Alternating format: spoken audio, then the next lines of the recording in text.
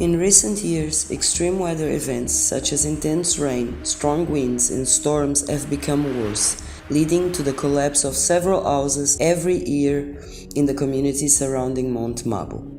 The increase of the impact of the rain and wind has also been aggravated due to the expansion of monoculture rubber plantations owned by Mozambique Holdings Limited, as a result of the deforestation of extensive areas surrounding the homes, which served as windbreak and protective barriers against intense rains. The deforestation carried out by Mozambique Holdings has considerably changed the local landscape. The houses in these communities need a few improvements so that they are not easily destroyed by strong winds and heavy rain, as every year several houses collapse, clearly showing the need to strengthen the structure, namely the foundations, pillars, and general mooring of the house, taking into account the poverty level of households, most of whom do not have the financial means to purchase materials such as iron and cement, for example.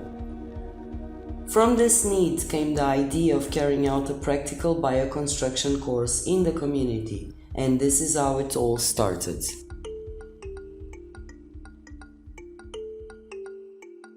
Bioconstruction refers to construction techniques based on the use of local materials with minimum environmental impact, maintaining the same resistance as conventional construction.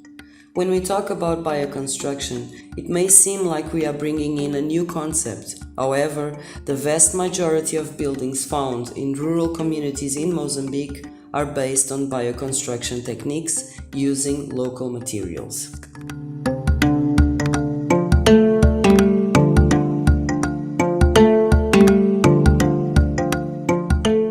The training was led by Ana Paula de Carli, a Brazilian bioconstructor with over 20 years of experience in this field, focusing on building climate-resilient structures in the context of poor rural communities. The training process was essentially a practical workshop where you learn by doing. E a ideia aqui era a gente trabalhar com o tipo de construção local, sem trazer nada de fora, buscando valorizar essa construção, mas buscando melhorar as técnicas locais com alguns elementos, né? Então a gente foi convidado pela comunidade a construir uma escola junto com as crianças, com os pais, com a comunidade escolar e buscando aplicar um pouco dessas técnicas que poderiam melhorar a qualidade das habitações locais com os materiais locais.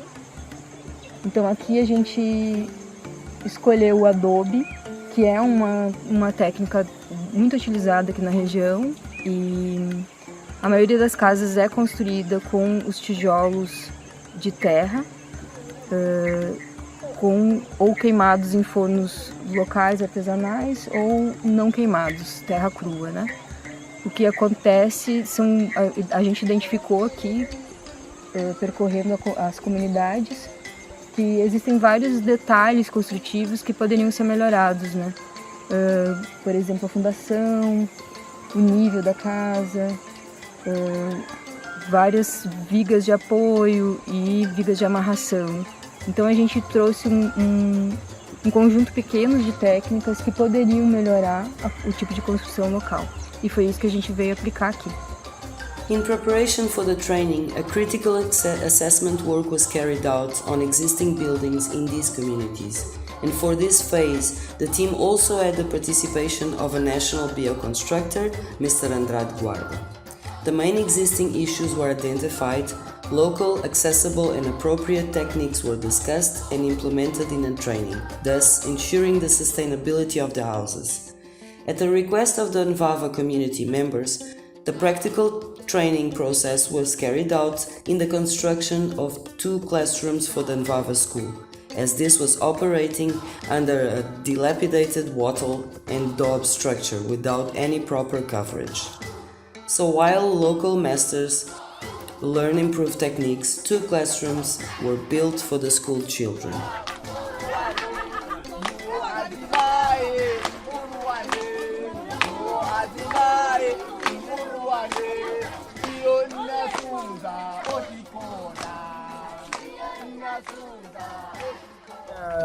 A encarregado Dona Ana por ter nos explicado muitas cenas que nós não sabíamos já construir aqui, e ele nos deu muitas instruções de barros de bambus e com pedras de areias com murmuxém. Nós aqui não costumamos já utilizar, mas a casa vai estar forte através desses utensílios que nós utilizamos aqui. E muito obrigado a Dona Ana por ter nos estar aqui ensinando. Nós estávamos usando nossas técnicas daqui, mas aquilo não estava dando certo. E as casas da comunidade estavam sendo destruídas, caindo através de não termos ambiente de construção de casas. Mas estou a ver, a Dona Ana nos explicou, mais ou menos, se caindo para isso também é o diabo que vai... During the analysis of available local materials, there was found a great lack of grass to cover the houses. This shortage is also a consequence of the expansion of the Mozambique holding plantations in low-lying areas where communities harvested grass. On the other hand, the plantation expansion also grabbed productive land from community members and forced them to search for and clear new areas for their fields, including low-lying areas where grass grew. This shortage has led to a considerable increase in the cost of grass locally and, therefore, in a reduction of the thickness of the roof of the houses, leading for them to be easily destroyed. Clay bricks or locally produced adobe bricks are resistant and easily accessible.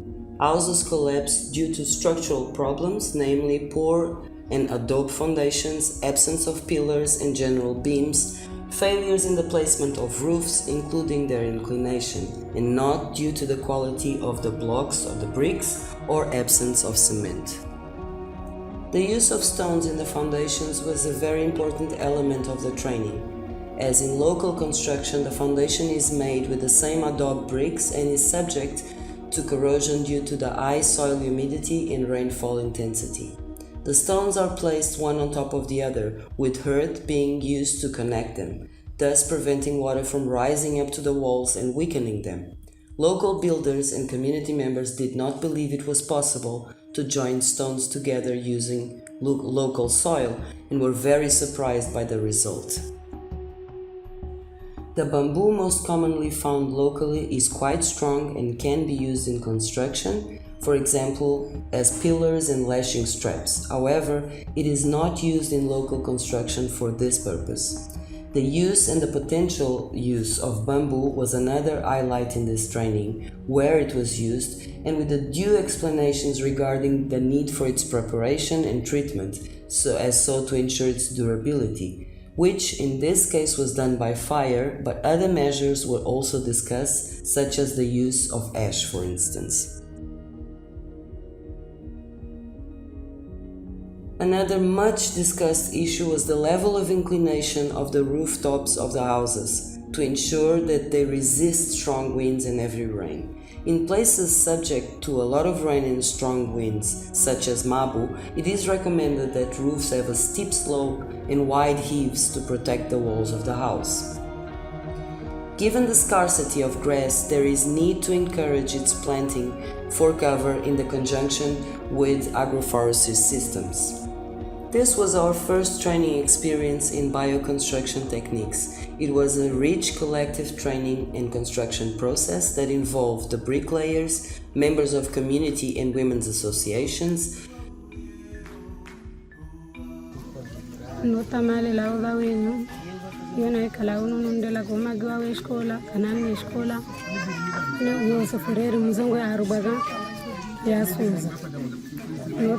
la univurua na we unulo bagani muniva eskole no magiwa ani usuze geme uzongo ya arubagama livurua yonyeta ubura notamale yani uluba wenyu yono kala bebala la bagani grupo ya mamestere mudana na skola kamudiwale wera yono lubani muniwe getambe notamale la uga wenyu kamundiwale obrigado.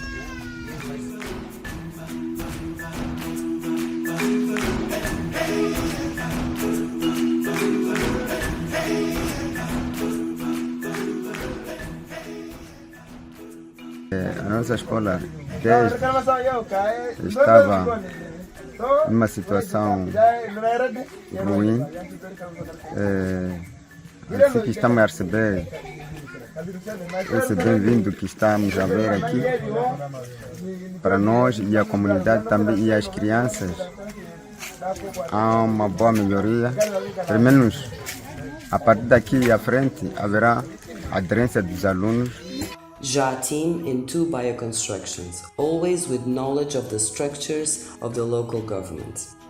It was possible to teach important lessons, have rich moments of sharing, surrounded by around 20 children who were very interested in the whole process and very excited and proud to be able to help.